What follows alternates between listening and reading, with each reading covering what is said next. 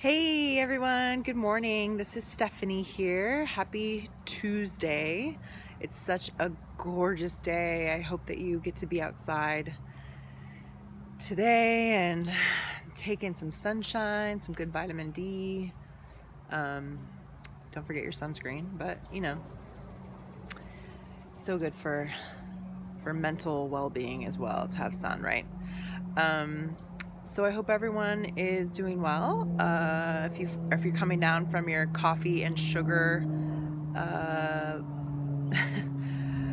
intake, then I think you're probably starting to feel a little bit better today. So I certainly hope you are.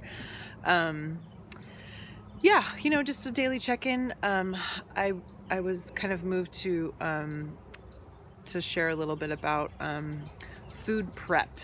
When I first became a parent, it became really apparent to me that half of parenting is really cleaning, cleaning constantly. And I think that kind of applies to eating healthy, is that half of eating healthy is really chopping vegetables and prepping your food, because when we eat whole foods, they really do need to be prepared in a lot of ways, whether that's soaking or chopping or cooking in any way. The list that we've got in the guidebook that talks about kind of the habits of eating and the special ways that Ayurveda encourages us to kind of pause and reflect and bring a little bit of mindfulness when we eat. So you can also apply that same kind of mindful concept to your food prep. Think of it as an act of self-care. You're really preparing nourishment for yourself, or if you're preparing food for your family as well, you can think of it as like a devotional act.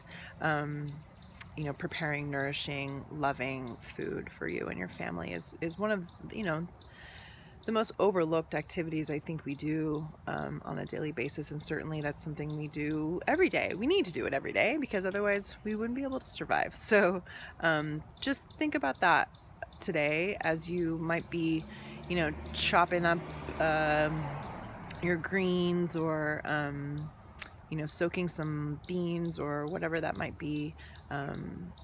Just bringing a little bit of mindfulness into that will make it a little bit more sacred and a little bit more intentional. Just makes it a little bit more special. When I cook and prep, I like to pop in some of my favorite playlists or a podcast or something, and you can kind of zone out and do it that way. But I lived on an ashram for a little while, and part of my seva, or selfless service, there was working in the kitchen, and it was just such an incredible experience to be in a room full of people who were all silent. We had some like mantras playing in the background, and we'd all kind of like silently hum, and the idea is that we're all having positive, loving thoughts because we're all going to feed the whole kind of community of this ashram. And as we cooked and prepped and cleaned the dishes and served the food, we all kind of chanted these mantras in our head or out loud, and the food tasted so incredibly delicious there, and I remember having like zero digestive issues there.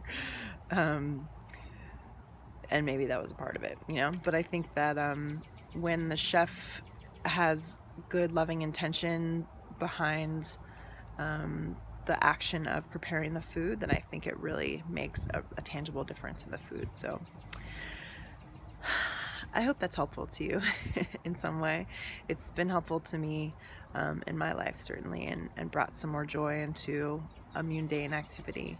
But regardless of what you're eating today, I hope that you get to be outside and enjoy some of this glorious sunshine. And as always, reach out and let us know. Feel free to share what you've been eating or any challenges that you've been having. And we will look forward to connecting with everyone soon. Have a great day. Namaste.